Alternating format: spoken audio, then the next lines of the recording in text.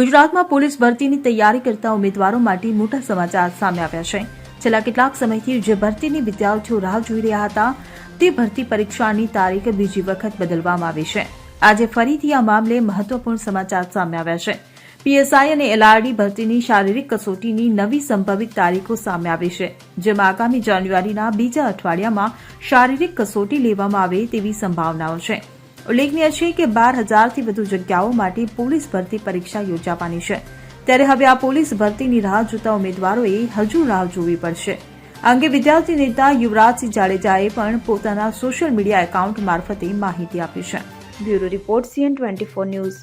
હવે જુઓ દેશ દુનિયાની તમામ ખબરો તમારી આંગળીના ટેરવે। ઉઠાવો મોબાઈલ અને ગૂગલ પ્લે સ્ટોર પરથી ડાઉનલોડ કરો અમારી CN24 ન્યૂઝ મોબાઈલ એપ।